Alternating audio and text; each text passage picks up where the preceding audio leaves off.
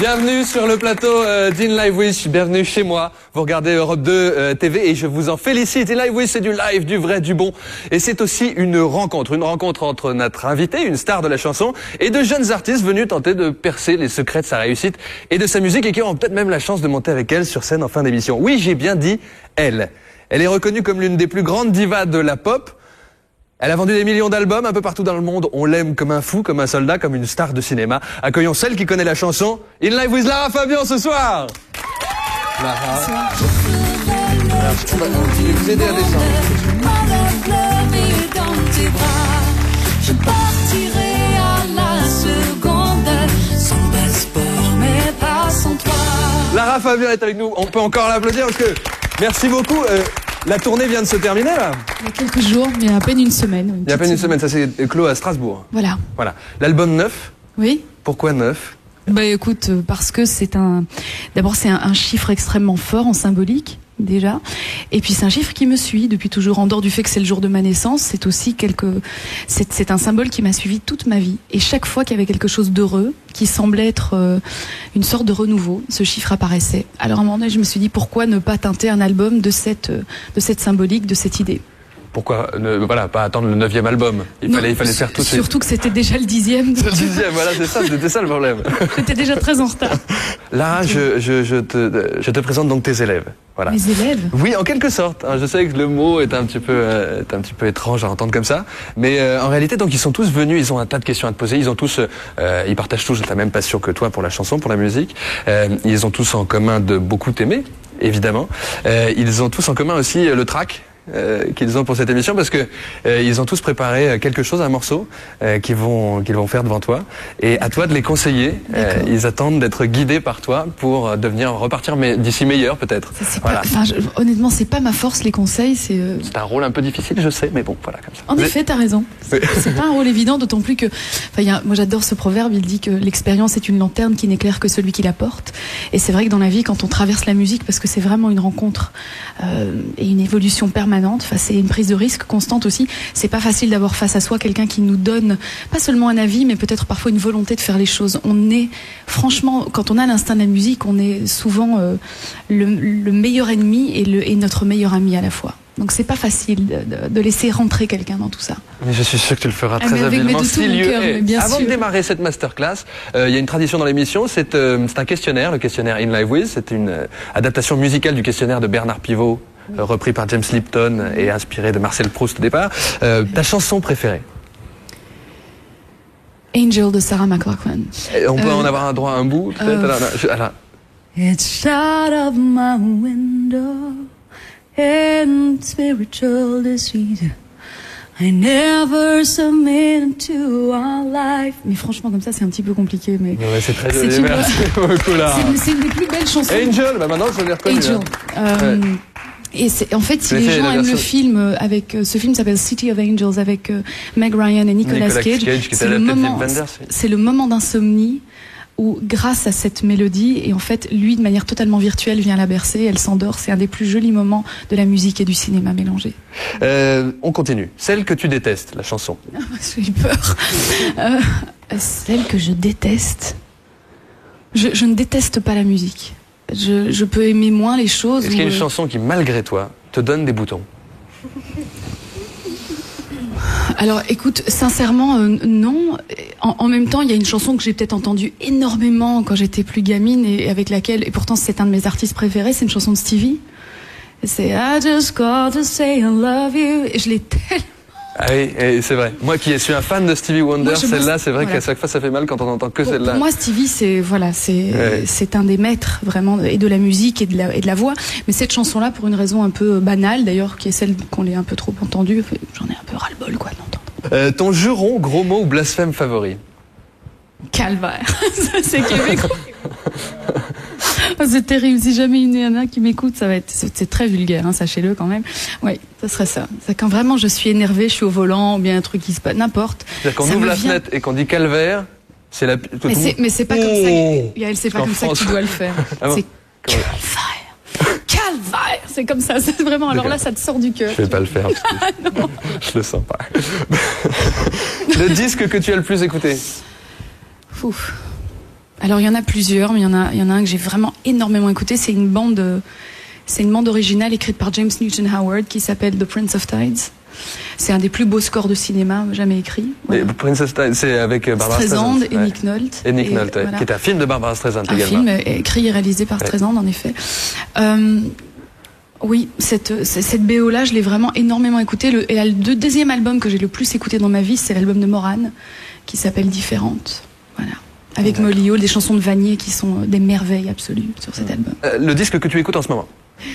Écoute, un album que j'ai écouté dernièrement, c'est celui de Daniel Potter, parce que j'aimais vraiment bien.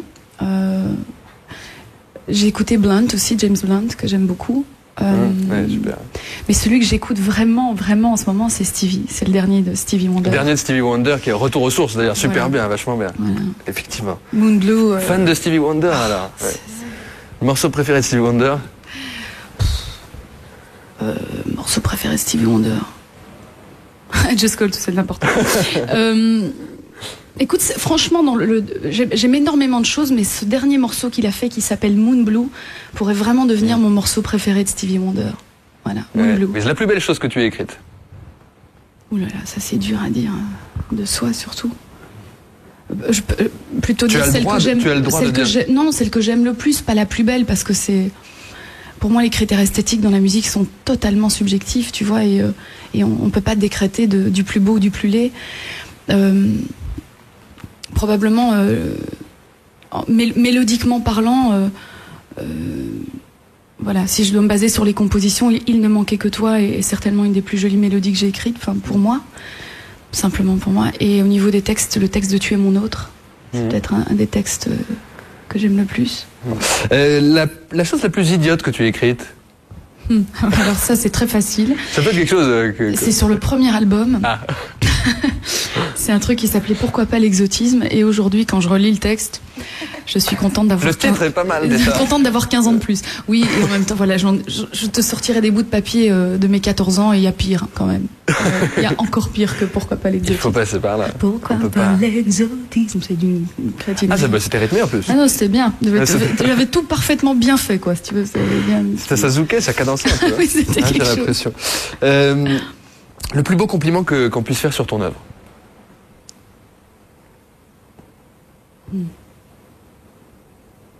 Qu'elle corresponde à une partie de l'autre, qu'elle touche à un endroit qui fait qu'on finit par se ressembler et avoir envie de se rejoindre. Qu'il y ait quelque chose d'universel dedans. Oui, quelque chose de commun, à tous, sans parler de banalité ou de fatalisme, mais quelque chose de suffisamment proche qui fait qu'on se ressemble, et que cette quête est pas inutile. Voilà, parce qu'il y a quand même une méchante quête au travers de la musique et de l'écriture. La pire chose qu'on ait pu dire de toi? Sur ton œuvre? Que je criais. Que tu étais démonstrative, dirons-nous. Non, mais c'est pas ce qu'on a dit. Donc si tu m'as demandé la pire des choses, la pire des choses qu'on ait dites, c'est que je criais. Voilà. Parce que c'est pas juste. Ça n'est pas juste. Je pense que tout le monde est d'accord. Bon, après, chez eux aussi. Chacun son truc. C'est sûr que quand on passe le couplet de Je t'aime en boucle, comme si c'était une sorte de caricature, forcément ça peut finir par agacer, mais comme I just call to say I just call. Voilà, mais c'est pareil. Mais en plus c'est leur rôle, ces gars-là. Je comprends que ce soit désagréable, mais c'est leur rôle, leur rôle de déconner, de caricaturer ces choses. Non, là c'était plus de la déconnade, mais bon, ça c'est. Non, c'était un peu de l'acharnement, c'est possible, ça je veux bien le croire. Tu rencontres Dieu, qu'est-ce que tu lui chantes? Qu'est-ce que je lui chante? Oui. Je lui chante Una voce poco fa de Donizetti. Voilà, je chante un aria de musique classique. Et en utilisant la voix parce que c'est quand même un instrument fabuleux, la voix, quand on a cette chance, c'est un cadeau à la base. Comme disait ma grand-mère, surtout, remercie tous les jours et souviens-toi que c'est pas de ta faute.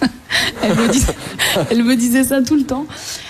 Et quand on a un instrument qu'on peut entretenir comme ça, et on n'a pas besoin de le sortir d'un caisson pour pouvoir en jouer, c'est vraiment un grand cadeau. Donc, pour le remercier, je jouerai de cet instrument avec une des plus belles pièces de musique qui ait jamais été écrite pour une voix, qui s'appelle Una voce poco fa de Donizetti. C'est une très belle réponse. Merci beaucoup Lara Fabian d'avoir répondu au questionnaire In Live With. La masterclass peut débuter et je te présente Barbara. Salut Barbara. Barbara, est-ce que tu veux pas venir à ma place parce qu'elle va chanter. On est comme ça, on démarre. Alors, c'est très dur parce que on joue à Shifumi qui démarre. Hein. C'est comme ça que ça se passe et elle a perdu. Donc, qu'est-ce que tu vas chanter? Alors, j'ai choisi une chanson d'Émilie Joly. La dernière, la chanson finale. Voilà. parce que je crois savoir que tu aimes beaucoup. D'ailleurs, je me demandais si la petite fleur triste, c'était toi qui l'avais écrite ou Non, ou non, pas du tout. Parce qu'elle n'existait pas dans la première version. Non, Voilà. c'est pas moi, c'est D'accord. Châtel. Ok. Donc voilà, puis je vais chanter a cappella. C'est un peu la fin de notre histoire, mais surtout ne sors pas ton mouchoir. Dors, petite fille, dans ton grand lit. Nom joli et prénom Émilie. Dors, petite amie, dans ton grand lit, puisqu'il faut bien vivre sa vie. Nous, on reviendra si tu le veux. On est là pour rendre les gens heureux. Même si on n'existe pas vraiment, tu peux compter sur nous tout le temps. Dors, petite amie, dans ton grand lit, puisqu'il faut bien vivre sa vie. Faites que le rêve dévore votre vie, afin que le vie ne dévore pas votre rêve. Merci beaucoup, Barbara. Merci, bravo, parce que c'est pas facile de démarrer en plus. Ouais. Lara. Moi, j'admire son courage parce que, voilà, je suis pas sûre que je serais capable de faire ça à froid, comme ça, a cappella, devant quelqu'un dont j'aime un peu la musique ou dont j'aime un peu la personnalité. Ça prend vraiment du courage. Il y a un autre mot qui commence par C, mais à la télé, on va pas. Voilà. Donc c'est vrai, c'est super. Alors il y a une très très grande douceur, une grande sensibilité. C'est super, merci beaucoup. Merci. Bravo, Barbara. Bravo. S'il y avait quelque chose que tu pouvais lui conseiller éventuellement, je sais pas s'il y a quelque chose qui te vient. La respiration. C'est le seul truc. Mais c'est très dur parce que quand c'est on peut-être lié au stress, etc. Est-ce que bien sûr, mais le diaphragme, il est un peu. tout d'un coup, le diaphragme, on l'a à peu près ici, et là, on respire tout petit, donc on respire un peu avec les épaules, donc la voix ne se pose pas vraiment, et donc toute la douceur, malgré. Et à un moment donné, après 2-3 phrases, ça s'est calmé. J'ai regardé son ventre, et le diagramme est descendu un tout petit peu. Je savais pas qu'on regardait mon ventre. Tu sais, c'est un vieux truc de chanteuse, mais et voilà. C'est un bon truc, tu vois. Mais c'est un peu comme un petit ascenseur, quoi. Complètement, hein, complètement. Voilà, c'est une sorte de hockey latent. Deuxième étage, rayon lingerie, voilà. Par exemple. Et c'est un exercice qu'on devrait tous faire, en fait, parce que ça annule le stress d'arriver à respirer de la bonne manière. Et puis, quand on est chanteur en plus, c'est très, très. C'est carrément essentiel. Très essentiel, oui, totalement essentiel. J'imagine. Tes premiers émois, toi, au départ, est-ce que c'était Barbara Streisand? Est-ce que c'était ton père guitariste? Ah, mais c'est sûr que petite fille, enfin, moi, j'ai un papa qui est très très beau. C'est un canon, mon père, il est magnifique. Et c'est sûr que petite fille, j'ai ce souvenir de ce garçon qui ressemblait un peu à James Dean et à Roger Moore avec sa guitare. Alors c'est sûr qu'on tombe amoureux d'autant plus de la musique quand on a une image comme celle-là face à son. Mon père chante très très bien, joue assez bien de la guitare, enfin suffisamment bien pour s'accompagner en tout cas. Et c'est vrai que ça a été peut-être mon premier moment d'amour avec la musique. C'était face à mon père. Et puis plus tard, c'est vrai, Streisand. Alors Streisand, voilà. Streisand, Stevie, Maria Callas. Voilà. Ça n'a rien à voir, et pourtant, Dieu sait qu'il y a quelque chose de divin dans toutes ces voix, touchées par la grâce, qui voilà, sont les 3 personnes que j'aime le plus. Très bien. Maxime? J'avais une question. Donc, on entend souvent dire que pour débuter une carrière, c'est sur un coup de chance ou c'est en rencontrant la bonne personne au bon moment.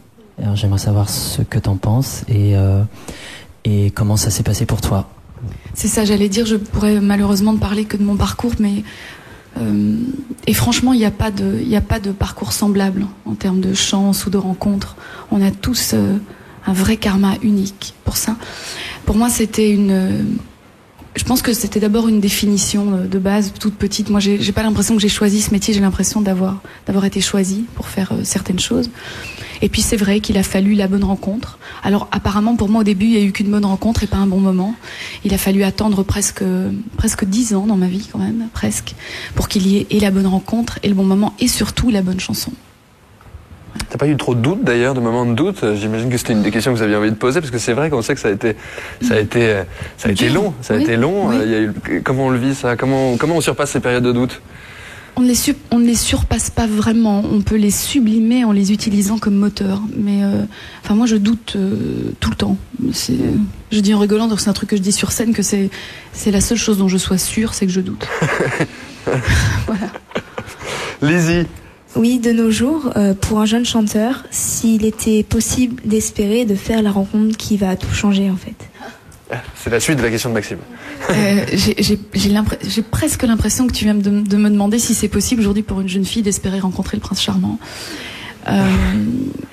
Oui, c'est encore possible. Enfin, moi, je continue d'y croire, dans le sens où la belle rencontre au bon endroit de notre vie, enfin celle qu'on se souhaite, elle n'est pas forcément que dans la musique. Enfin, toi, tu me poses la question dans la musique. Je pense que oui, absolument. Je crois qu'il y a des gens qui sont compatibles à l'intérieur d'un rêve et qui épongent les doutes de l'un et tantôt les doutes de l'autre. Et moi, c'est ce qui m'est arrivé. J'ai vécu une histoire comme ça très jeune où je formais un tandem avec quelqu'un qui croyait peut-être encore plus que moi. Voilà. On peut le citer? Bien sûr, Eric Allison, absolument. Donc ça a été déterminant dans ma vie. Et en même temps, au-delà de ces moments-là, on fait des choses qui sont surhumaines. Si tu veux, à un moment donné, tu as une force que tu ne te connaissais pas. Tu as une passion qui te dévore complètement. Et si tu es seul à l'intérieur de cette passion-là, normalement, elle n'est pas vivable. Alors oui, je pense que c'est possible. Oui. Lizzie, en tout cas, je peux te donner le chemin de Lara pour retrouver Eric Allison. Un piano-bar, j'espère qu'il existe encore à Bruxelles, qui s'appelle le Crescendo. Tu y vas, et normalement, peut-être, il y aura un type qui sera en train de jouer au piano. Et peut-être que tu chanteras, peut-être, je sais pas, Summertime, par exemple, comme ça. Mais t'en sais des choses. Et qu'est-ce qui s'est passé? Est-ce que c'était comme dans les films, vous êtes allongé sur le piano? Non. En chantant? Non, et en fait, il y avait même, en dehors de Rick, il y avait un vieux pianiste qui s'appelait Victor, qui était génial, et qui a fait que cette rencontre a été encore plus belle, parce qu'à un moment donné... Excuse-moi, il n'y a plus que Victor. Rick, il est parti. Ah oui, là, tu ne trouveras pas Rick assis au piano, ni le vieux non plus, d'ailleurs, lui, il est parti pour de bon. Ah, pardon, mais bon, il y a des rencontres comme ça qui sont écrites, j'ai l'impression, voilà, et qui ponctuent une vie, et qui la rendent... plus dense, plus intense, plus belle, mais parfois aussi beaucoup plus difficile qu'on imagine. Lizzie, est-ce que tu es prête pour chanter? Oui. T'es pas venue toute seule? Ça y est. T'as un auteur, toi? Oui, un auteur-compositeur. Que voici d'ailleurs. Bravo, bien, belle entrée. Magnifique. Mais presque fait peur. Christophe Leporati, donc. Auteur-compositeur notamment de Serge Lama. D'accord. Lizzie, rappelle-moi juste ton âge. 14 ans. 14 ans, très bien. C'est juste une petite précision. Tu chantes quand tu veux. Merci.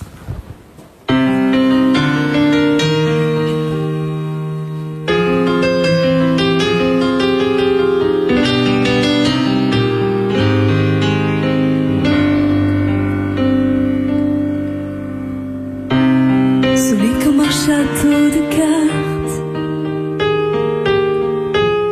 fragile comme le cristal qui éclate. Quand ta voix me résonne, agressé de tes ombres, des traces de sel sur ma peau, les ongles érongés de trop. J'ai tout fait pour te plaire, t'as brillé sous mon aile. Qu'on me dise, qu'on m'explique, qu'on me brûle, me même vivre. Un éclair dans le dos, soulage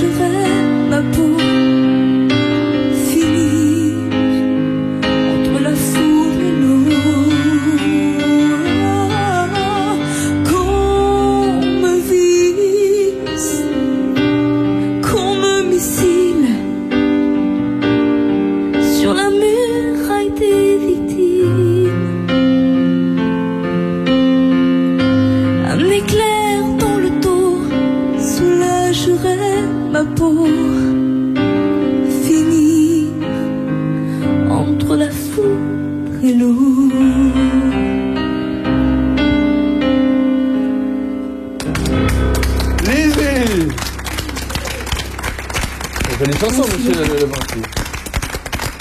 Merci beaucoup à vous aussi et merci, allez-y. Lara? C'est magnifique, c'est vraiment magnifique. Et il y a une qualité d'alto dans la voix de soprane qui est impressionnante, c'est-à-dire il y a 2 voix. C'est très très touchant, vraiment. C'est très très beau. C'est toi qui as écrit la chanson? C'est monsieur Lebranchi.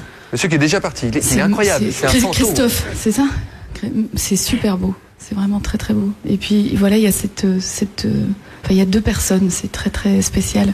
Et la qualité de ces voix-là, c'est, encore une fois, je reconnais quelque chose d'assez commun, c'est cette sensibilité, c'est presque des larmes, tu vois, dans la voix. C'est presque une façon de chercher des réponses à tes questions à travers ta voix. Enfin, c'est ce que j'entends. C'est ça? Moi, j'étais comme ça, moi. Et ça ne se voyait pas du tout. Mais on ressentait toute l'émotion. C'est vraiment beau. Bravo. Merci beaucoup. Merci à toi. Un conseil peut-être, le diaphragme, l'ascenseur est au bon étage? Oui, au niveau de la respiration, elle était un tout petit peu plus. Mais bon, la pauvre, elle a c'était elle ouvert qui le devait bal. commencer à cappella. Attends, tu vois. Non, elle était peut-être un peu plus calme. Dedans, en fait, il y a une. Alors ça, c'est très particulier parce qu'il y a des artistes qui naissent avec cette espèce d'assurance tranquille, même si elle est nourrie par le doute. C'est-à-dire qu'au moment où ils rentrent dans leur bulle, dans cette expression-là, il n'y a rien qui peut leur arriver. J'ai l'impression que Lizzie a cette chose-là. T'as cette sensation? Je pense que dès que la musique commence, je me sens complètement portée, en sécurité, complètement en moi, et plus rien peut m'atteindre. Voilà, c'est ce que j'ai ressenti, c'est ce qu'elle m'a fait ressentir. Willy, comment ça va, Willy? Ça va très bien. Bonjour Laura. Bonjour Willy. Alors ma question est à tes débuts. Quand tu as envoyé tes cassettes et tes maquettes en maison de disques, crois-tu qu'elles sont vraiment écoutées en fait de nos jours? De nos jours, d'accord, je voulais savoir. Je pensais que tu voulais savoir si les miennes avaient été écoutées. Non, de nos jours. Parce que je te confirme que dans certains cas, absolument pas du tout. Alors, je peux pas franchement te le garantir, pour être tout à fait honnête. Je sais qu'à certains moments, ils le font, à d'autres un petit peu moins, et ça dépend peut-être de leur priorité, de combien d'artistes ils ont à défendre à ce moment-là.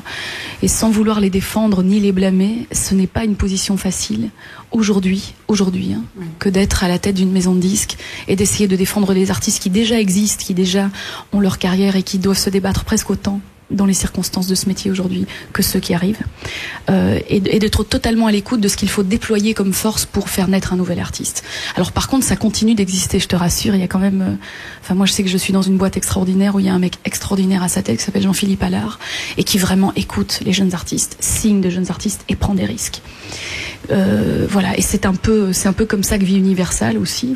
Parce qu'après, c'est bien toujours taper sur la tête des maisons de disques. Je trouve qu'ils ont fait peut-être bien plus souvent du bien que du mal quand même à certains artistes, et à un moment donné il faut arriver à dépasser ces circonstances et se dire que dans ta motivation, dans ta volonté de faire écouter les choses, tu trouveras à un moment donné le canal qui te permettra de passer et de faire entendre à la bonne personne la bonne cassette, parce que tu sais, des fois on envoie la mauvaise cassette, ça je voulais te le dire aussi. Moi ça m'est arrivé, dans celles qui n'ont pas été écoutées, il y a des moments j'ai remercié le ciel quand même. Voilà. Bonjour l'exotisme, non, comment ça s'appelle? Je te la ferai un jour en privé si tu veux. Ah oui. Il n'y a pas de souci. Ah, très bien. Quelle une bonne soirée en perspective. Merci Willy. Et Sarah est juste à côté. Sarah, tu avais une question aussi, toi. Oui, justement, c'est vraiment en lien avec ce que tu viens de dire. C'est aujourd'hui, il y a de plus en plus de nouveaux artistes tous les jours. Il y en a énormément qui sortent. Et je voulais savoir comment on arrive à gérer une carrière sur le long terme quand ça se passe de cette manière-là, quoi. En acceptant les creux de vague, en acceptant que on est pas si fort que ça, qu'on est fragile quand on est dans une position comme celle d'avoir réussi à un moment donné quelque chose, d'avoir vendu quelques disques, d'avoir été aimé par un certain nombre de gens. La pérennité, elle est dans le fait que la constance, c'est très bizarre ce que je vais dire, mais ça passe par une cyclotimie de carrière. Tu ne restes que si tu acceptes les hauts et les bas, et qu'à certains moments tu as la présence d'esprit de te remettre en question et dire bon, là je viens de me prendre un râteau monstrueux, qu'est-ce qui se passe, qu'est-ce que ça veut dire, pourquoi, qu'est-ce que je devrais changer, regarder chez moi autrement. Voilà. Donc je pense que ça passe par là. Et puis un autre truc aussi, c'est ne jamais se décentrer. C'est-à-dire ne jamais oublier de nourrir ce centre. Tu sais, on dit parfois que les artistes sont égomaniaques ou égocentriques. En fait, égo en latin, c'est le moi, c'est tout. Ça veut pas dire qu'on s'en sert plus ou moins, ça veut dire qu'on le nourrit. Ne jamais oublier de nourrir cette chose pour ne jamais dessécher. Voilà. Moi, j'ai toujours continué à faire ça, en étudiant la musique, en étudiant le chant. Et comment tu fais pour te dire que tu es vraiment à ta place et que justement tu passes les moments de doute? Quand je suis très... Tu sais, ça nous arrive à tous d'être pas mal, pas être bien. Quand je suis vraiment mal, c'est que je suis forcément en train de me décentrer. Quand ça va pas, quand j'ai de ces moments où, étonnamment, tout d'un coup, le doute est vraiment plus une énergie, mais devient une force destructrice. Là, c'est que je suis pas en train je ne fais pas les choses correctement. C'est que je me déplace. Et c'est en fonction de ce mal-être ou de ce bien-être que j'arrive à me recentrer. Voilà. Et à retourner vers la musique. Merci. Mais je t'en prie. Sarah, garde le micro. Oui, je sais. C'est au moment où il faut se recentrer, c'est ça? Absolument. Absolument. Donc en fait, moi, je voulais chanter une chanson donc en italien parce que je travaille de temps en temps avec un pianiste qui est sicilien. Comme moi. Voilà. Maman sicilienne. Absolument. Et donc, bon, le sicilien, je connais pas, l'italien, un petit peu. Et donc, c'était une chanson qui s'appelle E se domani. E se domani, c'est là. Exactement. Ah, wow, génial. J'ai pas encore entendu. E se domani io non potessi più rivedere te, mettiamo il caso che ti sentissi stanco di me, quello che basta all'altra gente non mi darà nemmeno l'ombra della perduta felicità. E se domani sotto i nostri all'improvviso perdessi te, avrei perduto il mondo intero, non solo te.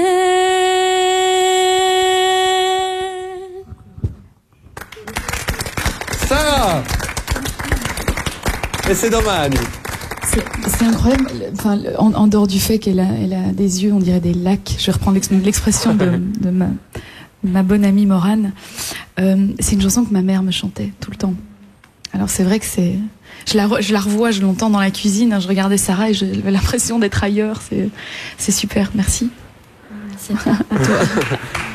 Merci beaucoup. Amaury, tu as une question à poser, je t'en prie, vas-y.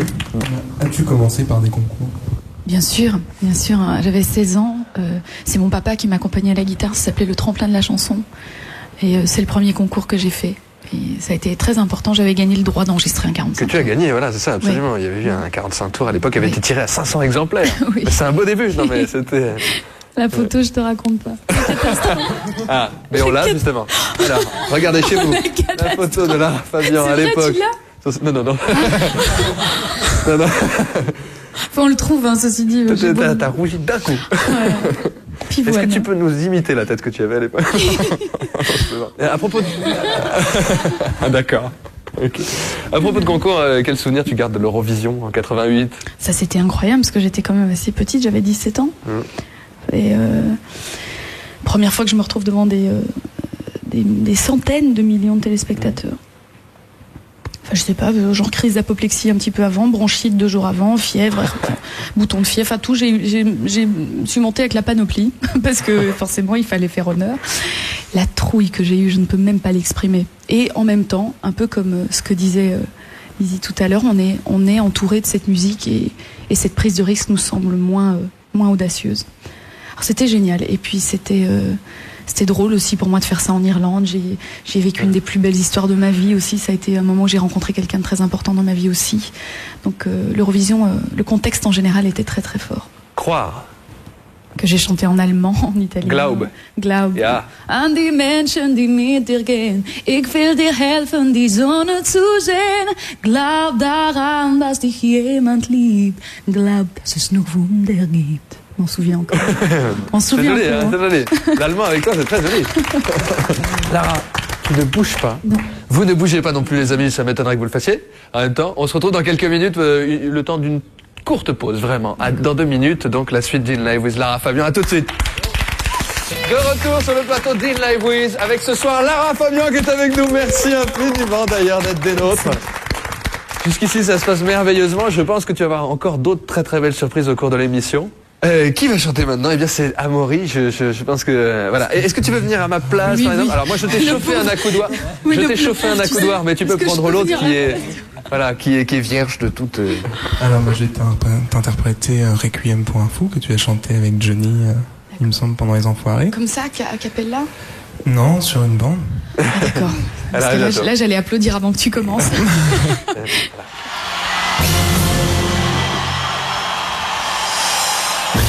Je vous préviens, n'approchez pas, que vous soyez flic ou badaud.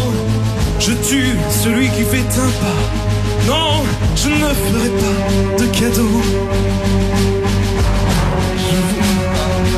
Les projecteurs et baisser mon fusil braqué. Non, je ne vais pas m'envoler sans elle. Dites au curé, dites au facteur qu'ailleurs ils aillent se faire pendre. Le diable est passé de bonheur et mon âme n'est plus à vendre. Si vous me laissez cette nuit à l'aube, je vous donnerai ma vie. À quoi me servirait ma vie sans elle? Je n'étais qu'un fou, mais fou d'amour. Elle a fait de moi un fou d'amour. Mon ciel, c'était ses yeux, sa bouche. Ma vie, c'était son corps, son corps. Je l'aimais tant que pour la garder, je l'ai tuée. Pour qu'un grand amour, vive toujours, il faut qu'il meure d'amour.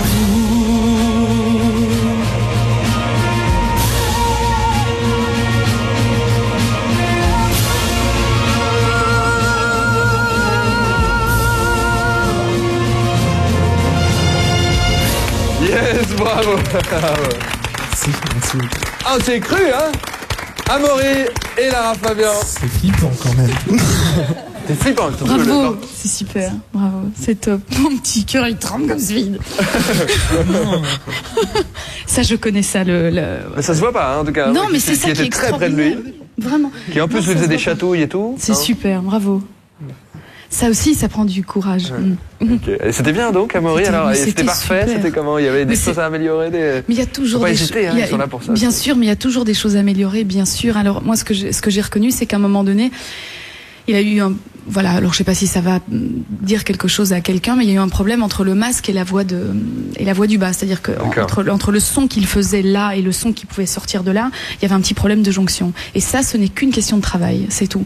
C'est faire en sorte que le son se projette le plus loin possible en fermant le plus possible la bouche. Et il y a des petits exercices à faire pour ça, qui sont très très simples pour une fille comme pour un garçon, et qui permettent à la voix de ne jamais perdre son centre. Voilà, déjà ça commence par là, et vraiment de sortir le plus verticalement possible et pas sur les côtés. Et mon prof de chant, elle est magnifique pour ça. Quand de temps en temps ça m'arrive moi de partir sur les côtés avec la voix, elle me fait arrête de chanter comme ça. Reviens au centre, reviens. Quel est l'exercice type alors il y en a plusieurs, il y a des voyelles et des consonnes particulières, mais celui qui aide le plus pour ça, c'est le mi yu ui, et avec le y, les cordes vocales se collent, et avec la voyelle u, le son monte. Mi yu ui, et ce son-là permet vraiment de lancer le son à la verticale. C'est le mi. C'est le yu, c'est le mi yu ui. Vas-y Amaury. Vas-y Amaury. Mi yu ui. Mi ui. C'est pas si facile que ça. Ça n'est pas une émission sur les tocs, hein, si vous en rejoignez. Ils s'entendent très bien, ils étaient en train de se donner des conseils pour mieux chanter. On a reçu machin, elle est pas tout à fait normale. On confirme, il fait des mi-ui bizarres, mais vraiment ça marche. Mais ça prend des années aussi. Moi, ça fait 10 ans que je travaille avec mon maître de chant. Donc, Depuis toujours la même prof? Oui, ça fait 10 ans. Ouais. D'accord, je croyais que c'était bon de temps en temps de changer de professeur de chant pour... Non, c'est... Une bonne recette, tu la changes pas, généralement. D'accord. Willy, t'avais une autre question? Alors moi, je voulais savoir si, à l'heure actuelle, si pour un chanteur, il est encore possible de faire carrière, mis à part la Starac et tous les autres phénomènes, bien sûr, qu'on voit aujourd'hui. Et est-ce que Mais aussi... bien sûr que c'est possible, bien sûr. Et j'en suis persuadée. Simplement, c'est vrai que, comme à toutes les époques, écoute, tu sais, je vais te raconter un truc. Moi, quand je suis arrivée, vraiment au début, 10 ans avant qu'un jour j'ai ma chance et que la porte ne s'ouvre, ce pays était réfractaire à ce que ce pays appelle les chanteuses à voix. Moi, ça me fait beaucoup rire, chanteuse à voix, parce que c'est comme cycliste à vélo, quoi, tu vois. Personnellement. Enfin, moi, chanteuse à voix, franchement, ça me fait marrer. C'est assez juste. Mais bon. Je comprends pourquoi on le dit, si tu veux. Je comprends pourquoi dans ces tessitures-là, on est défini comme étant des filles qui ont une tessiture large ou puissante et qui se défendent dans un créneau vocal. Et avant que la porte ne s'ouvre, pendant des années, on m'a dit mais c'est pas la peine, mais tu rêves, jamais ça passera. On n'aime pas les chanteuses à voix. Et on était à l'ère où les filles qui avaient une personnalité vocale et un talent qui s'exprimait de manière complètement différente et pas forcément par la dextérité de cet instrument étaient en vogue, voilà. Et pendant 9 ans, j'ai pris mes pagayes, voilà. Et peut-être que je pensais un petit peu comme toi, je me demandais, c'était peut-être à ce moment-là, cette ère pourrait se traduire un petit peu avec celle que vous vivez aujourd'hui, qui est celle effectivement plus de la télé-réalité, de la Starac et de ces émissions comme ça, où apparemment, elles semblent être les dernières chances pour un artiste de traverser le miroir. Mais c'est pas vrai. Je suis persuadée que c'est faux, d'autant plus que les gens qui ont un véritable talent et qui se représentent sur scène ont la possibilité de faire venir les gens influents des maisons de disques sur une petite scène, même si c'est une salle où il y a 100 personnes, et d'aller se mettre en danger comme ça, et de, entre guillemets, tenter de se faire connaître comme ça. Est-ce que aller au Canada, pour toi, c'est ce qui a quand même changé beaucoup les choses, non? Je pense que c'est là où le succès, tout d'un coup, a été énorme. C'est plus là où j'ai appris mon métier. Ça a quand même pris 4 ans, hein, l'air de rien. Moi, je suis arrivée, j'en avais 19. Il y a eu les clubs là-bas, etc. J'ai fait tous les clubs, les bars, les blues bars, les jazz clubs de la province. J'ai fait 10 000 kilomètres dans ma voiture, 250 interviews, tu vois, à dormir sur des caisses et dormir dans ma voiture. Et c'est génial, je referai absolument tout. Simplement, ce que j'ai appris, c'est que tout avait une vraie valeur, voilà. On estime fort peu le travail d'un artiste lorsqu'on le voit en plein succès. On n'imagine pas vraiment ce qu'il doit faire avant pour arriver un jour à goûter à ça. Et après un nombre de Félix incroyable, donc. Les Félix, c'est l'équivalent des victoires de la musique. Voilà. C'est comment, c'est un petit chat? C'est une femme avec les mains au-dessus de la tête, c'est très joli, c'est une silhouette presque... Un peu comme les Oscars, quoi. Ouais. Un peu comme les Oscars, oui, sauf qu'elle est en méditation, en position de méditation. Ah, très bien, très bien. Donc oui, il y en a eu plein des Félix là-bas. Non, mais vraiment des Juno aussi, parce qu'il y a les Juno qui sont les victoires de la musique, mais canadienne. Canadienne, mais version anglophone. Voilà. Oui. À qui tu conseilles de partir au Canada là tout de suite? À ceux qui aiment l'oxygène, l'air, la lumière, les gens purs, cordiaux, complètement jamais contenu de cynisme, justement. Enfin, c'est vrai que moi, je suis arrivée ici, j'avais quand même 15 ans de Québec dans les vertèbres. Ouais. Et c'est vrai que c'est pas facile quand on arrive d'être dans un pays si différent où la formule, la façon de penser est si différente. Et c'est vrai que ça a été un piège pour moi, ça. J'étais un peu trop pure laine vierge, quoi. Un petit peu trop, franchement. Bon, mais tu as tenté ta chance aux États-Unis. Oui. T'as sorti un album là-bas. Aux États-Unis, j'ai tenté ma chance en anglais. En anglais, et c'est pas pareil, si tu veux, parce que tu peux sortir un album aux États-Unis qui, sur le marché, représente 10% des ventes mondiales et pas 100% comme le pensent la plupart des gens dans cette industrie. Et puis un jour, tu passes au Brésil, tu passes un carton au Brésil, au Portugal, en Espagne, en Allemagne, en Italie, et puis tu te rends compte que le monde, c'est pas les États-Unis, si tu veux. Donc c'est une interprétation fort journalistique, fort médiatique que de penser qu'un album en anglais est destiné au marché américain. Il est aussi destiné au marché américain. Alors là-bas, moi, j'ai fait un peu toutes les émissions, Jay Leno, tu vois, Conan O'Brien, Good Morning America, The View, enfin toutes ces émissions-là. Et puis ils en avaient mis en place un certain nombre. Et puis sur une chanson dance, j'ai rencontré un certain public. Et c'était pas vraiment ma cam. C'est-à-dire que cette chanson-là n'est pas celle qui m'a représentée, puisque ce n'était pas ça. C'était surprenant de ta part, c'est vrai.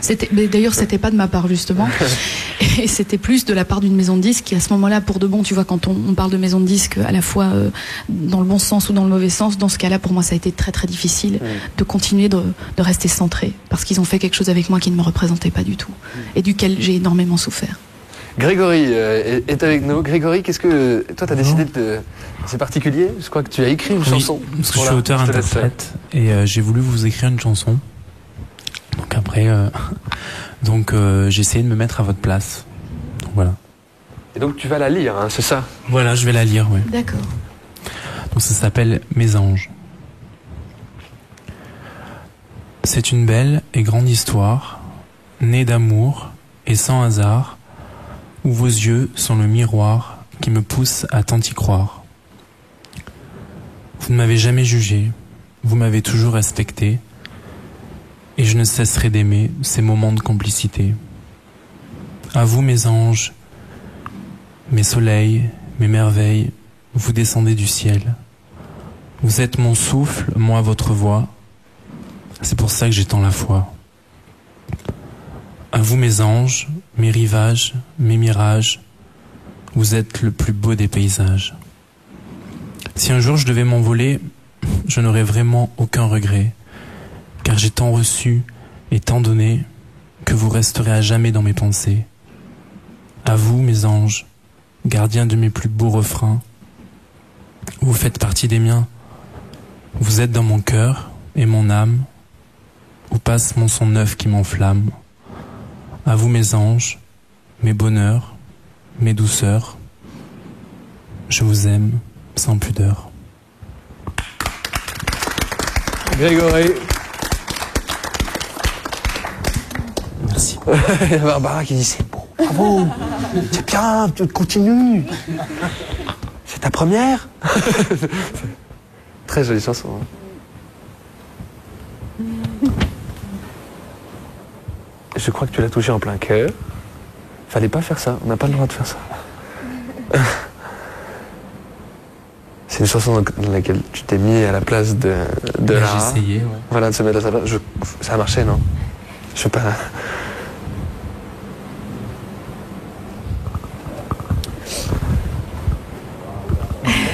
Ça va aller, vous inquiétez pas, c'est un truc normal, ça m'arrive de temps en temps. Mais parce que c'est... Non, il y a des choses très étonnantes en même temps. C'est marrant parce que ça pourrait faire partie de moments d'introspection où je me dis ces choses-là et où je n'oserais jamais leur dire.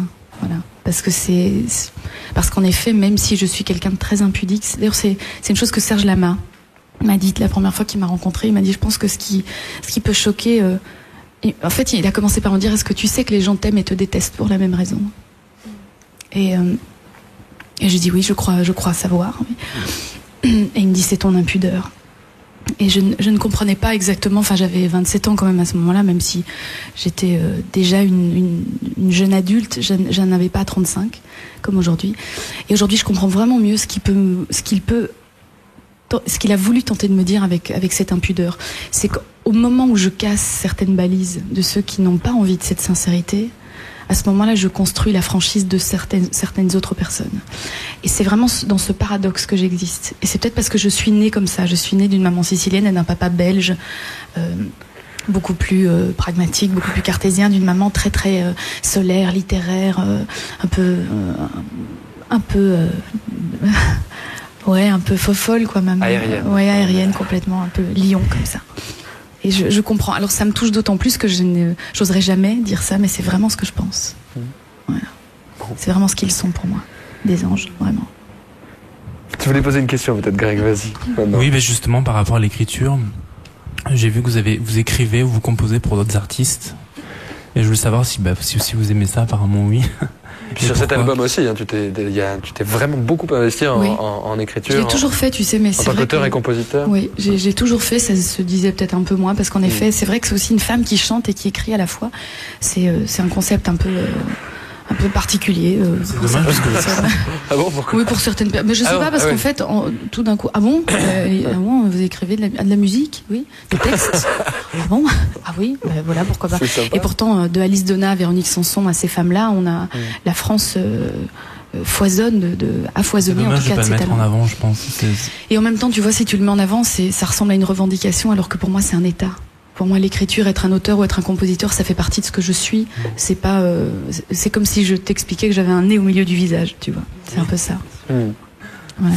T'avais une autre question sur la technique vocale, non, il me semble, ou comment elle faisait pour... Oui, quand vous êtes en période de concert, des fois, je pense que certains soirs, c'est pas facile vocalement. Et comment vous faites pour passer au-dessus Quand vous êtes vraiment fatigué. Et complètement naze, mais vraiment, pour de bon. En fait, la voix, comme elle est à l'intérieur de ce vaisseau, de ce corps, elle est contenue de tout ce qui parfois le dérange. Voilà, tout simplement. Donc si t'es très très bien, t'as très bien dormi, tu t'es alimenté de la bonne manière et tout est cool, et tu vis cette vie de tournée un peu comme une vie d'athlète, ça se passe très bien. Si tu déroges même 2 jours, voilà, alors que tu as 5 concerts semaine à cette discipline, la voix ne survit pas. Donc moi je suis un peu ennuyeuse en tournée, en gros. Voilà, je mange mes pâtes à 16h, je me couche après le concert. Mais sinon je vis ça vraiment comme quelqu'un de sportif. Je fais très très attention à ce vaisseau parce que c'est celui qui transporte ma voix.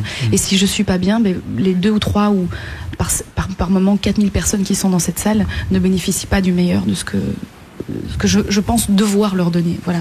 Je me sens vraiment responsable à ce moment-là, si tu veux. Ouais. Barbara, t'avais une question, vas-y, je t'en prie. Justement, il me semble que, parce que j'étais à Strasbourg la semaine dernière, et j'ai cru comprendre que tu étais malade et tu avais les voix de Bonnie Tyler, 39 de fièvre. Donc, est-ce que tu fais quelque chose en particulier, genre 2 heures avant la représentation? Le remède de grand-mère. Tu fais pas l'habitude, voilà, la remède de grand-mère. Oui, bien sûr, il y a du lait avec du miel, je sais pas, il y a quelque chose que tu fais en particulier? C'est pas très élégant, mais il y a des gargarismes au sel marin, ça aide vraiment bien. Il y a des tisanes au thym qui aident bien aussi. Le silence, à ce moment-là, est capital. Et puis, vraiment, utiliser toute la technique que tu as à ce moment-là. Tu ne peux pas être dans la liberté du chant, tu dois être dans la restriction de la technique, parce que sinon, il y arrive. Enfin, tu as écouté, tu as entendu. J'ai dû changer même certaines mélodies plus que d'habitude, parce qu'il n'y avait pas le choix. Et je n'avais pas le cœur d'annuler, c'était la dernière, j'avais fait 40 dates. Je voulais pas annuler. Ouais, il y avait des blagues, ouais, je voulais pas annuler la dernière. Ouais. Tu voulais poser une question? Oui, j'avais une petite question. Julie. C'était pour... Oui, je voulais te demander combien de temps tu passais à faire tes vocalises?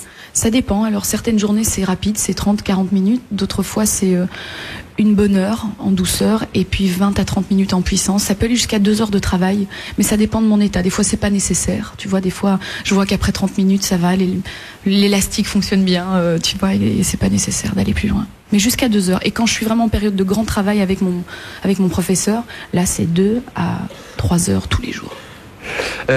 Maxime, à côté de Julie, je propose que tu t'installes. Attends, je vais d'ailleurs t'aider. Maxime, il va s'installer au piano. Qu'est-ce que tu vas interpréter devant Lara Fabian?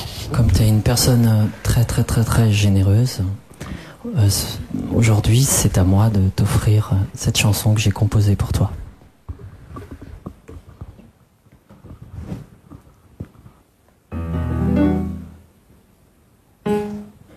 Cette chanson est pour toi, c'est ce que tu as semé en moi. Ta force, ton authenticité, qui me touche chaque fois, qui me font rêver. Quand ta voix tendrement murmure ta douceur d'âme, je vois en toi simplement ta généreuse flamme. Merci pour ça. Cette musique est pour toi. C'est ta tendresse que je te renvoie.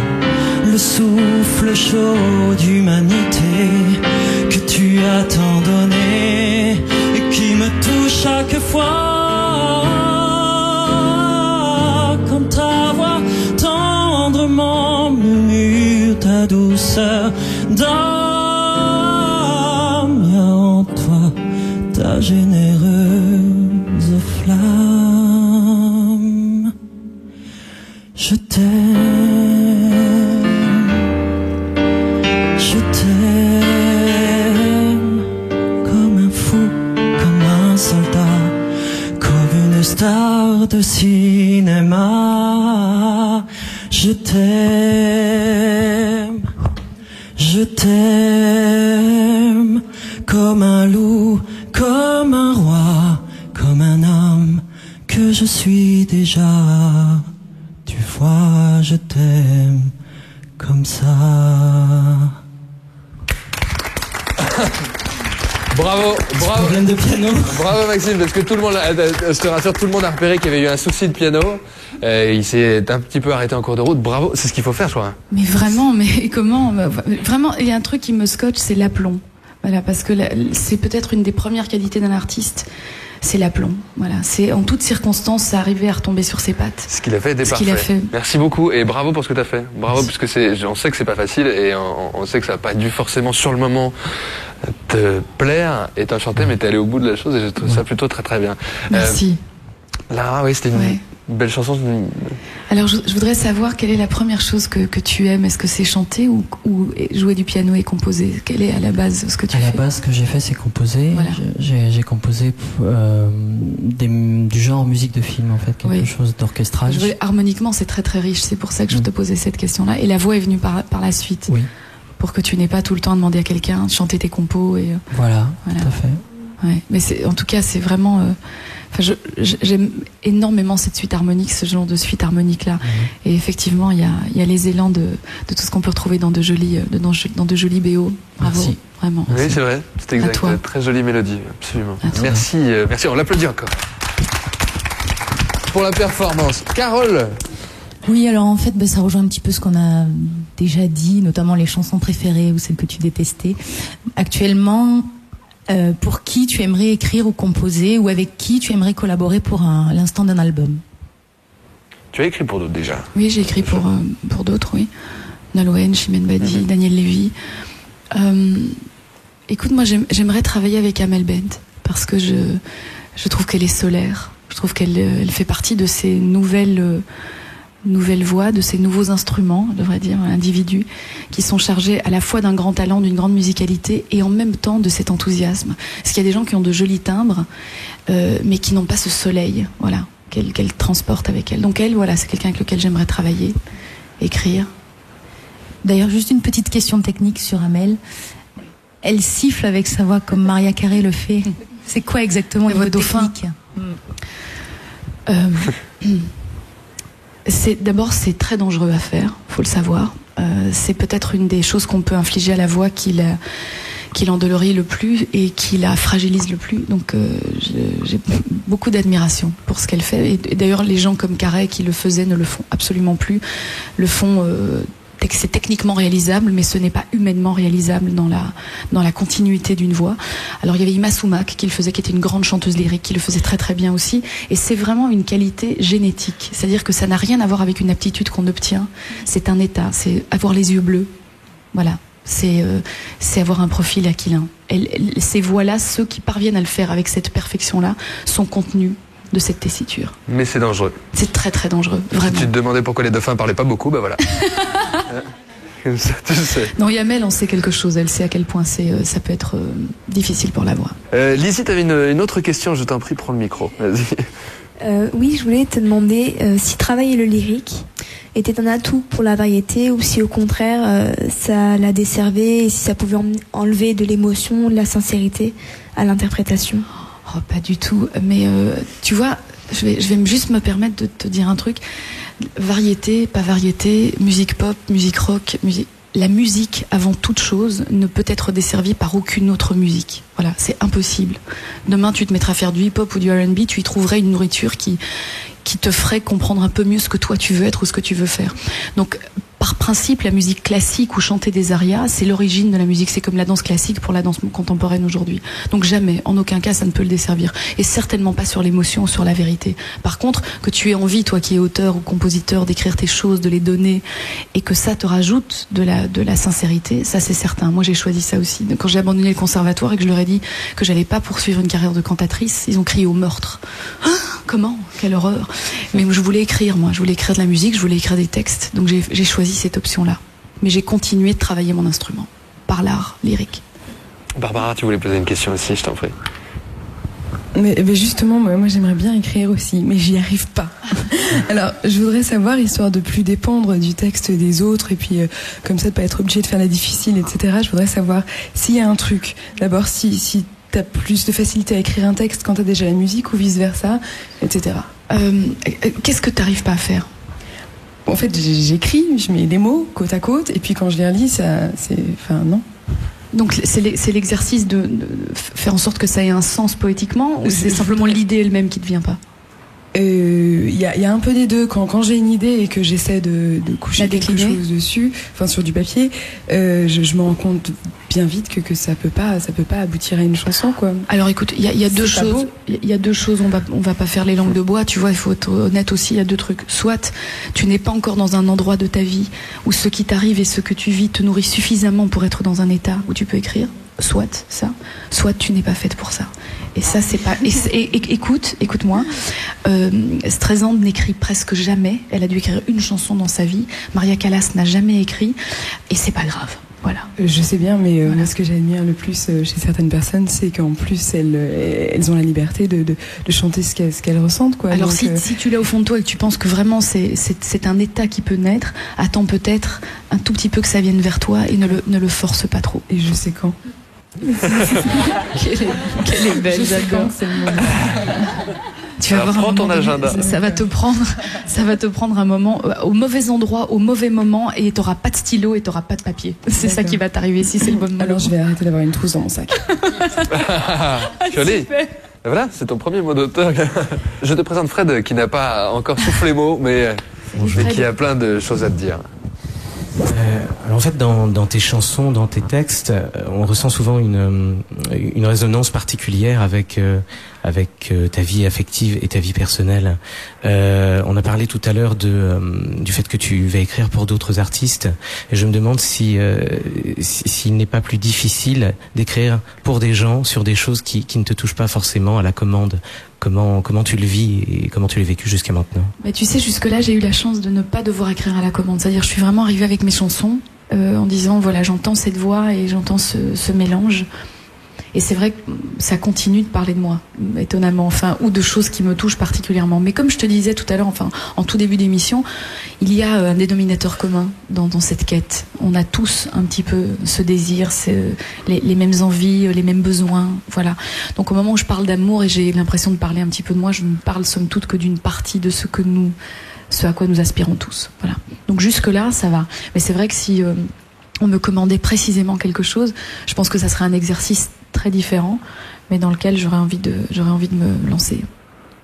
Frédéric, tu vas peut-être même avoir l'occasion de prouver que tu chantes également. Est-ce que Barbara est en toi? Donc en fait, j'ai choisi une chanson un petit peu particulière. J'ai eu un déclic artistique à l'âge de 12 ans, que tu as dû avoir aussi quand le film Yentl est sorti. Est-ce que tu as vu un de mes spectacles dernièrement? Tu as vu le dernier spectacle ou pas? Non, voilà, parce que je reprends Yentl à la fin du spectacle. D'accord. Voilà. Ça va pas être très original ce que je fais. Je pense pas avoir choisi la même chanson. J'ai eu le même déclic, 2 ans plus tard. Moi, j'avais 14 ans. Donc en fait, c'est la chanson qui m'a donné envie de faire ce métier, envie de chanter, et c'est A Piece of Sky. Du reste, j'aimerais beaucoup que tu en chantes un petit morceau avec moi. Mais si tu en as envie. Avec plaisir, si on est à peu près dans les mêmes zones de tonalité, pourquoi pas? On va voir ça. Il y a une bande aussi. Hein. Il y a une bande, bien sûr. Ah oui, carrément. Est-ce que c'est la bande originale? Enfin, c'est Oui, plus ou moins, oui.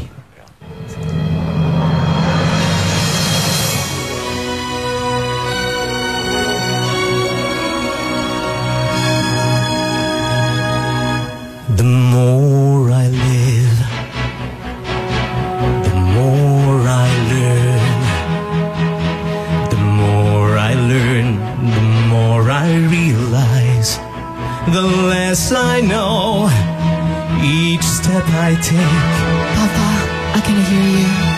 Each page I turn, Papa, I can see you. each mile I travel only means the more I have to go. What's wrong with wanting more?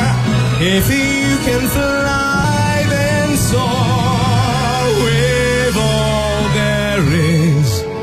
Why settle for just a piece of sky?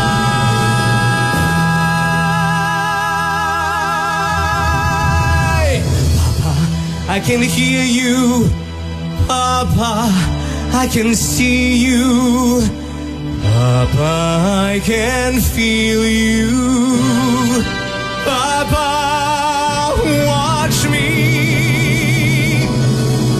fly.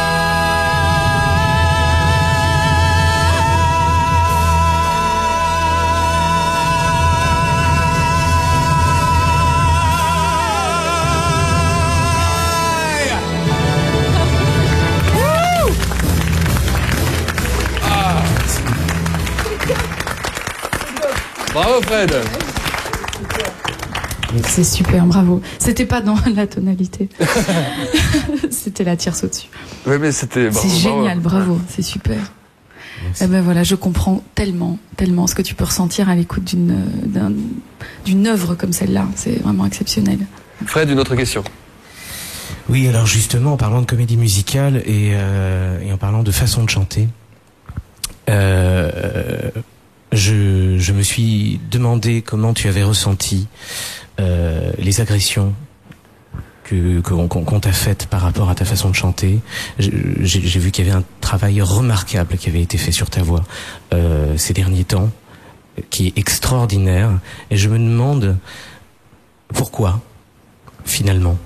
Parce que tous les mots ne viennent pas pour nuire. Et qu'à un moment donné dans la vie, si tu as la capacité de te regarder dans un miroir à un certain moment de ta vie où tu t'es commise dans une façon d'être et qu'elle était, ma foi, totalement sincère et totalement vraie, et que certains y ont vu un vrai problème, sans pour autant se dire qu'on change pour ça, on peut en tout cas regarder les choses de plus près et se demander ce que les autres y ont vu, alors que toi ce n'est pas ce que tu y as forcément mis, tu vois. Alors chanter comme je le faisais et comme je peux encore le faire, si tu viens voir le spectacle, tu verras quand on chante Yentl, il faut chanter comme ça. Alors certains appellent ça déployer l'instrument au maximum de ses possibilités. D'autres, comme je le disais tout à l'heure quand Gaël m'a demandé quelle était la pire chose qu'on avait pu dire sur moi, d'autres appellent ça crier ou pire encore. Bah, je t'aime, ça se chuchote pas en même temps. Disons qu'on peut faire on peut tout faire avec la musique. Étienne Dao l'aurait chanté différemment. Oui, c'est clair, et sûrement très bien. Moi, j'adore Étienne en passant. Mais comment te dire, je n'ai pas fait ce travail remarquable sur la voix, comme tu l'as souligné, parce que tout d'un coup quelqu'un a dit qu'il y avait un problème. J'ai fait ce travail parce qu'un jour j'ai passé le cap des 30 ans, que j'ai arrêté de souffrir de toujours des mêmes maladies, tu vois, qui sont celles de la dépendance affective par exemple, de jeter les sentiments au bout de ses bras, d'avoir à ce point besoin qu'on t'aime sans comprendre pourquoi. Et comme on fait tous, tu prends du recul, tu t'assieds un petit peu sur ce qu'est ta vie à ce moment-là et tu te dis... Pourquoi est-ce que l'expression de mon instrument va rejoindre certaines choses qui finissent par tomber dans des caricatures ou des railleries comme celle-là? Tout simplement. Et comme on fait tous ce voyage dans la vie, de changer, pas forcément de corps ou de façon d'être, mais d'évoluer. Voilà, on fait tous ce voyage qui nous fait traverser certaines étapes dans la vie. Alors le travail sur la voix, c'est un travail que j'ai commencé quand j'avais 24 ans. Voilà, ça va faire 11 ans que je travaille avec Lucette. Et dans les 3 ou 4 dernières années, c'est ce que Lucette me disait. Elle me disait, voilà, là elle dit, tu as enfin compris qu'il y avait moyen d'aller chercher dans la puissance et dans la force toute la profondeur et pas forcément l'écartèlement. Voilà. Et c'est ça. Et tu ne peux faire ce truc-là que quand tu vieillis un petit peu, que quand tu grandis un petit peu. Donc, je vais pas te dire qu'il n'a rien à voir avec ce qui s'est passé, mais en tout cas, il n'est pas cette évolution n'est pas la raison n'est pas ce qui a été dit. C'est ce voyage que j'ai fait qui est complètement personnel. Voilà. Tu as ta réponse, Frédéric. On se retrouve dans quelques minutes, le temps d'une courte pause, vraiment. Dans 2 minutes, donc la suite d'In Live with Lara Fabian. À tout de suite. De retour sur le plateau d'In Live with, avec ce soir Lara Fabian qui est avec nous. Merci infiniment d'ailleurs d'être des nôtres. Julie, est-ce que tu es prête? Oui. Julie a décidé... Oui. Je voudrais qu'elle chante avec moi. Oui. Si tu le veux bien. Mais bien sûr, je veux bien. Julie, Mistral gagnant. Elle a 15 ans. Ah là là, est-ce qu'on a le texte pas loin? Parce que là, c'est vieux dans ma tête. Est-ce que tu as le texte quelque part, pas loin? Oui, sûrement. Hein? Est-ce qu'on peut avoir le texte de Mistral gagnant? C'est quelqu'un là? Non, personne ne l'a.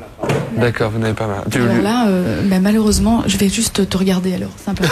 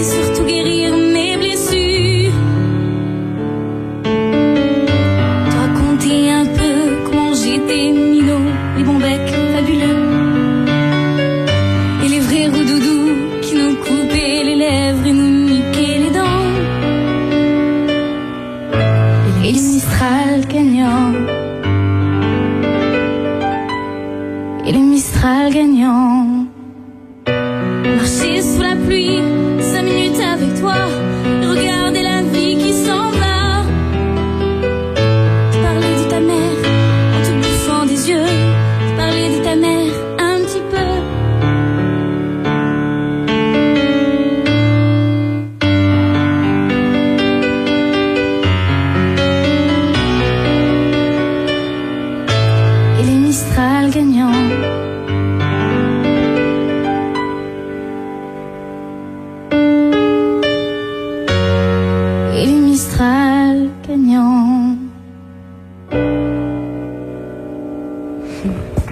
Bravo Julie.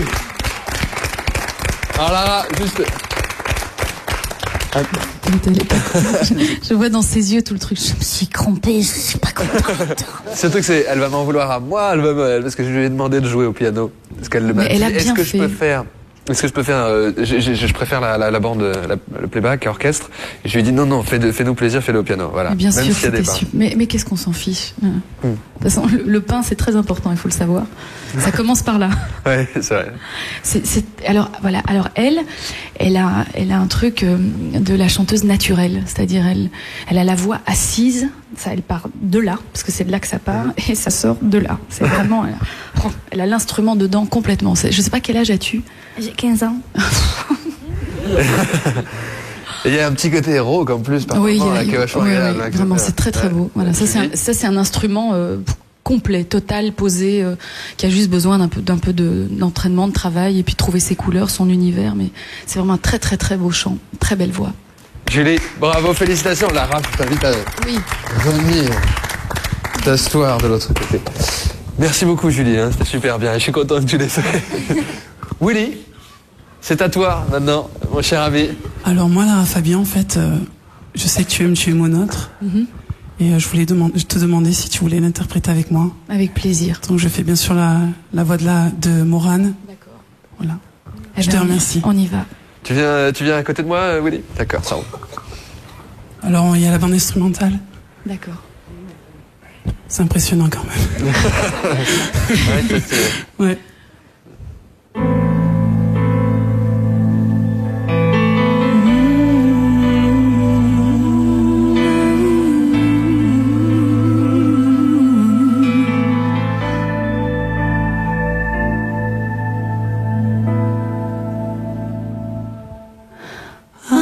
Sœur, jumeau, frère de rien, mais qui es-tu?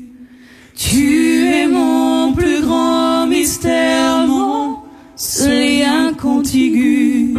Tu m'enrubannes et m'embrionnes, et tu me gardes à vue. Tu es le seul animal de mon arche perdue. Tu ne parles qu'une langue, aucun mot déçu. Celle qui fait de toi mon autre, l'être reconnu. Il n'y a rien à comprendre, et que passe l'intrus qui n'en pourra rien attendre. Car je suis seule à les entendre, les silences, et quand j'en tremble, toi, tu es mon autre. La force de ma foi, ma faiblesse et ma voix, mon insolence et mon droit. Et moi, je suis ton autre. Si nous n'étions pas d'ici, nous serions l'infini.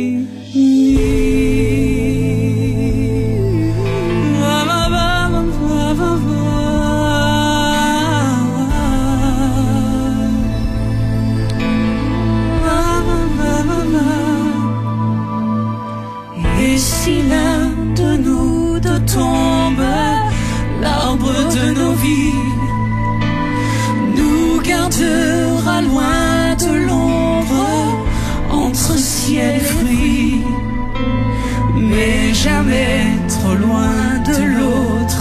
Nous serions maudits. Tu seras ma dernière seconde, car je suis seule à les entendre, les silences, et quand j'en tremble, toi, tu es mon autre. La force de ma foi, ma faiblesse et ma loi, mon insolence et mon droit. Moi, je suis ton autre. Si nous n'étions pas d'ici, nous serions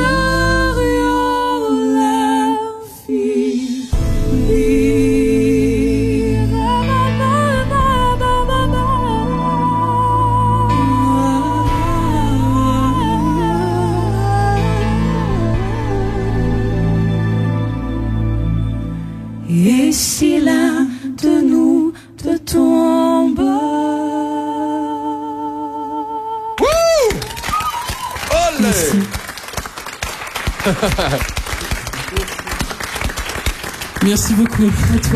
Merci à vous deux. Willy, il s'est fait un kiff là, tranquille. Ah ouais. Je me suis fait mon petit plaisir. C'est mon cadeau de Noël. C'est l'idée, c'est ce qui est génial dans cette émission, c'est que c'est vraiment totalement impromptu et sincère, c'est génial.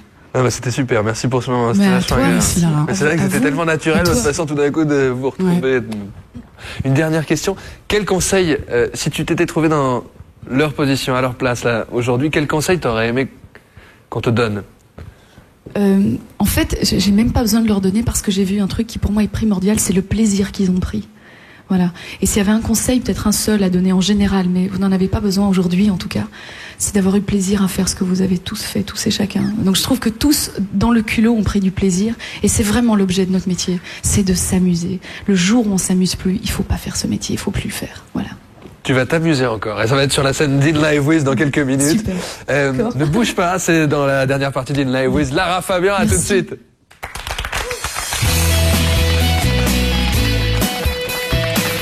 De retour sur le plateau d'In Live With Lara Fabian ce soir. Merci d'être avec nous, Lara. Son album 9, qui n'est pas le 9e album comme on le disait au début de l'émission, et pourtant un très très bon album. Album 9 de Lara Fabian, et on va avoir droit à quelques extraits en toute intimité sur la scène d'In Live With tout de suite, notamment La Lettre, Le Tour du Monde, L'Homme qui n'avait pas de maison, un Ave Maria, mais je vous en dis pas plus, on y va. In Live With Lara Fabian, c'est maintenant.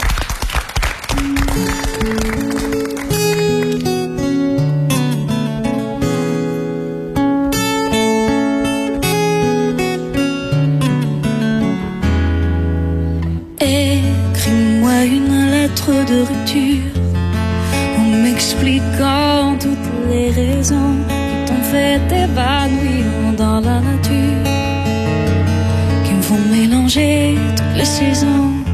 Choisis bien tes mots, choisis les justes, comme un artisan prend son temps quand il est juste. Écris-moi une lettre de rupture, envoie-moi seulement le brouillon. Promis, je vais rien chercher dans tes ratures. Écris-moi une lettre au crayon, écris-moi comme on écrit la musique. Sacrifie-moi, mon Dieu, tes amours amnésiques. Mais ainsi partir que l'autre reste, ça fait du mal aux sentiments. Ça peut quand même faire un beau geste, ceci bien sûr l'un des deux morts. Écris-moi une lettre de rupture, comme on se laissait des mots à la maison. Je noterai pas les fautes d'écriture, je verrai pas les fautes de liaison, et j'irai bien la chercher à moi-même. Si je n'étais pas si sûre, pas si sûre que je t'aime, mais ainsi partir que l'autre reste, ça fait du mal aux sentiments. Ça peut quand même faire un beau geste, ceci bien sûr l'un des deux morts. Pour nous toujours, pour nous peut-être, pour me laisser des illusions. Quand tu me l'écriras cette lettre, ne signe pas ou d'un faux nom. Même si partir comme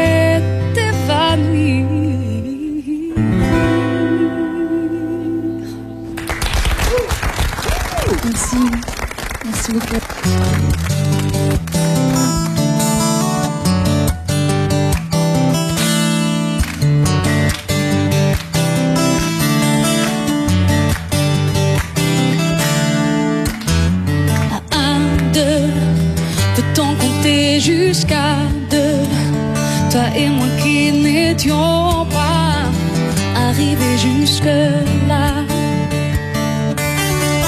C'est sûr, pour guérir de nos blessures, faut plus de 80 jours pour en refaire le tour.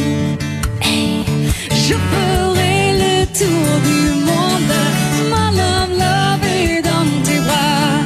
Je partirai à la seconde, sans espoir, mais pas sans toi.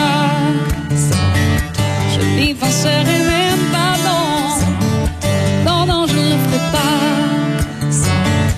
Non, non, non, non, non, non, n'y pense pas. Je crois que le soleil se lèvera si tu t'endors dans mes bras. On ne vieillira pas. Oh, non, non, non, non, non. Allez, tu m'as promis d'embarquer. On voyagera léger, sans le poids du passé. Hey, je ferai le tour du monde, ma love est dans tes bras. Je partirai à la seconde, sans espoir, mais pas sans toi. Je ferai le tour du monde, ma love est dans tes bras. Je partirai à la seconde, sans espoir, mais pas sans toi. Un, deux, peut-on compter jusqu'à deux? Toi et moi qui n'étions pas arrivés jusque là, la, la, la, la, la. Un, deux, peut-on compter jusqu'à deux? Un peu plus tard on verra si l'on peut être trois. Le tour du monde, le tour du monde, le tour du monde, le tour du monde. Je ferai le tour du monde, ma love est dans tes bras. Je partirai à la seconde, sans espoir, mais pas sans toi. Sans espoir, mais pas sans toi. Sans espoir, mais pas sans toi. Yes! Woo! Merci beaucoup. Merci.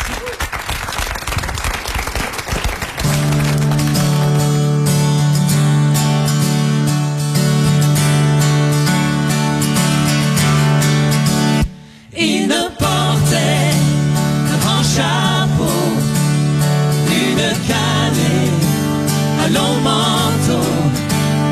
Il s'endormait sur les vieux bancs du parc où l'on allait souvent. Il dessinait des arcs-en-ciel sur les pavés, sous les gratte-ciels. Il se couchait près d'un sac bizarre où il cachait sa style guitare.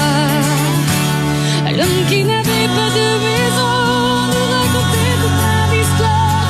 S'il avait perdu la raison, il n'avait pas perdu la mémoire. L'homme qui n'avait pas de maison avait toujours un beau sourire, un grand sourire qui en dit long pour ceux qui parlent rien.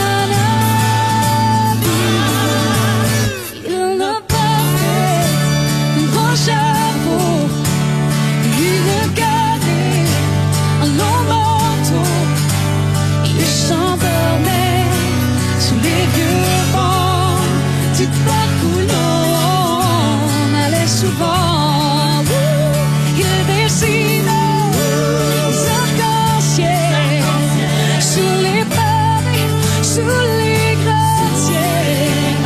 Il se couchait près d'un sac bizarre où il cachait sa style guitare.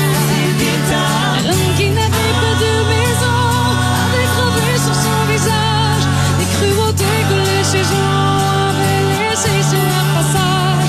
L'homme qui n'avait pas de maison rangeait son corps dans une bouteille dont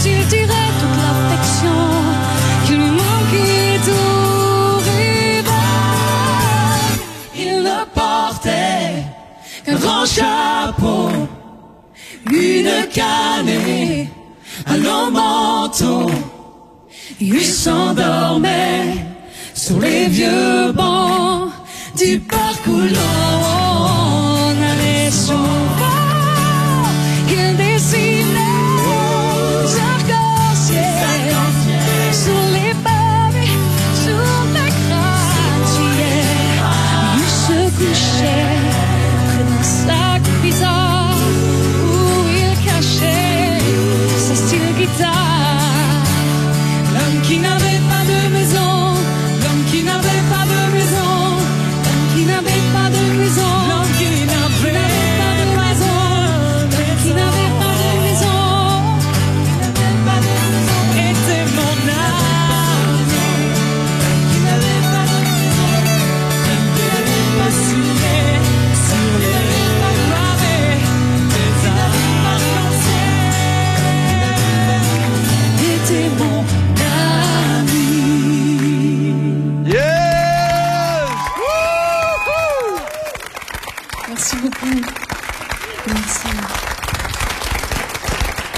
Alors, Un Ave Maria, c'est pas une chanson religieuse, c'est pas une chanson, enfin, c'est pas la chanson d'une grenouille de bénitier qui a mal grandi. Pas du tout. C'est une chanson qui parle de foi, de croyance, tout simplement, sans connotation religieuse, politique, quelle qu'elle soit. Et un jour, on était au Québec, sous un arbre extraordinaire, vraiment un de ces arbres qu'on trouve presque que là-bas d'ailleurs, qui s'étend presque sur le long comme il s'étend sur le large. Et cette mélodie a jailli de la guitare de Jean-Félix, et derrière j'ai eu l'impression d'entendre les mots à mesure que les notes s'éveillaient. Donc elle est née et elle est arrivée en l'espace de, sans mentir, 15 minutes. Voilà, en 15 minutes cet Ave Maria est arrivé. Voilà. Alors c'est avec beaucoup de plaisir que je vous la chante parce que je l'aime vraiment beaucoup. Alors pour vous, voici cet Ave Maria. Wouh!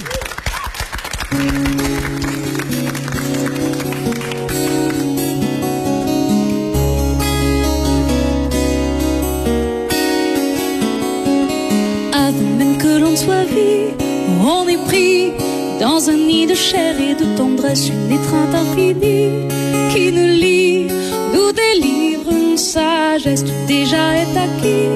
Mais pour qui des secrets trahissons-nous le geste d'amour qui unit, désunit et nourrit les regrets.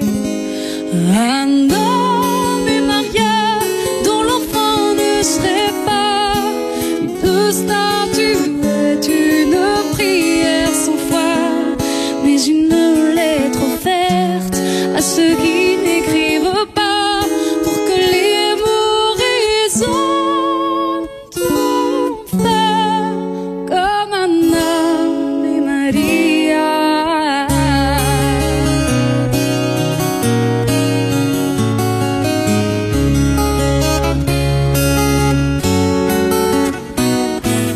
À vous, à nous, à ceux qui trouveront une paix, une terre, une harmonie, une infinie raison, sans raison d'être sans être ni. Et ceux qui mal y pensent, qui le pensent, à bientôt, mais dans une autre vie, dans celle-ci qu'on se donne une chance de tout recommencer.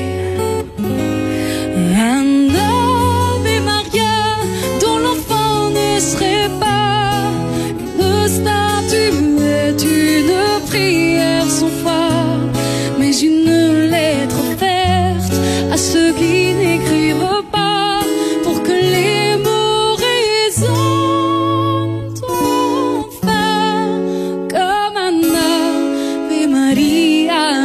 Un Ave Maria pour ceux qui ne prient pas, pour que la musique soit à nouveau la voix d'un aveu impudique, pour ceux qui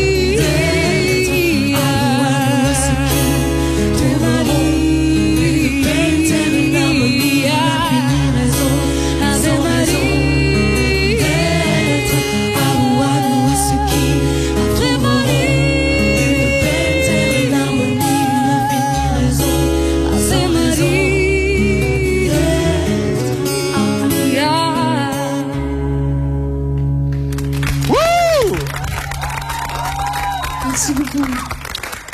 Et on vient te rejoindre sur scène. Venez. Non, on vient te rejoindre. On vient te rejoindre. Allez-y. Chers amis, toute la masterclass qui était là. Merci aux musiciens, merci aux choristes. Et merci surtout à Lara Fabian. Merci infiniment. Je voudrais encore qu'on l'applaudisse. Tous ces titres sont bien entendu sur l'album 9. Oui. Merci pour ce moment en toute intimité, tout en douceur. Merci beaucoup. Merci encore une fois à vous tous. Et merci à vous tous pour la masterclass. C'était donc In Live with Lara Fabian. Sur quoi on termine? Sur un énorme merci que je voudrais vous adresser à vous de m'avoir fait vivre les moments que vous m'avez fait vivre. Merci beaucoup. Et merci à toi aussi. Merci à toi. Je crois qu'ils te remercient tous. In Live with Lara Fabian, c'est terminé. Merci beaucoup.